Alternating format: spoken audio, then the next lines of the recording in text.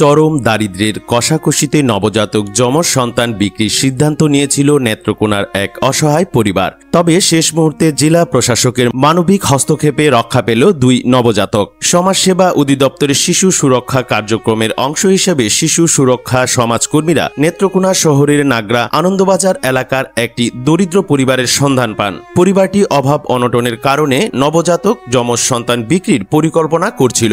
অভাবগ্রস্ত এই পরিবারে 4 শিশু সন্তান রয়েছে। খাদ্যের অভাবে মা পর্যাপ্ত পুষ্টি না পাওয়ায় নবজাতকদের বুকের দুধ পান করাতে পারছিলেন না। এক পর্যায়ে বিকল্প কোনো উপায় না পেয়ে তারা সন্তানদের বিক্রি করে দেওয়ার সিদ্ধান্ত নেন। গতকাল বুধবার জেলা শিশু কল্যাণ বোর্ডের সভায় বিষয়টি তুলে ধরেন সমাজসেবা বিভাগের কর্মকর্তারা। সভায় সভাপতিত্ব করেন নেত্রকোনা জেলা প্রশাসক মোহাম্মদ আব্দুল্লাহ আল মাহমুদ জামান।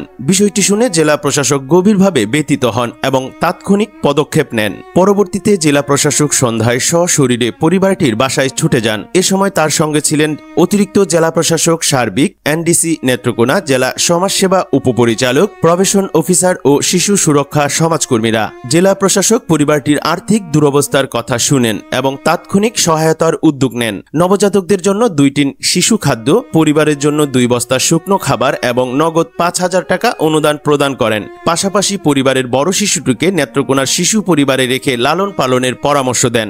জেলা প্রশাসকের আশ্বাস ও সহযোগিতার পর পরিবারটি জানায় তারা আর কখনো সন্তান বিক্রির চেষ্টা করবে না। স্থানীয়দের মতে এ ধরনের মানবিক উদ্যোগ দরিদ্র ও অসহায় পরিবারগুলোর জন্য বড় ভরসা হয়ে দাঁড়াবে।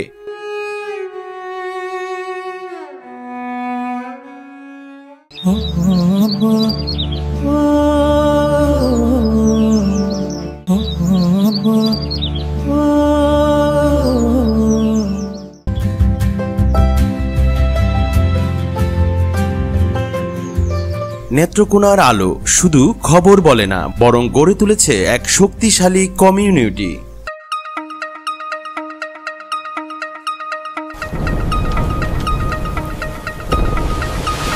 যখন বিপদ নেমে আসে, চারপাশ ভরে ওঠে অনিশ্চয়তায়, তখন আমরা বিভ্রান্ত হয়ে যাই, কি সত্য আর কি শুধুই গুজব। আর তখনই দরকার হয় একটি বিশ্বাসযোগ্য কণ্ঠস্বর, যে শুধু খবরই জানায় না, বরং সমাধানও খোঁজে। সময়ের সাথে আপনার পাশে নেত্রকোনার আলো, আপনার বিশ্বস্ত একটি অনলাইন সংবাদ মাধ্যম।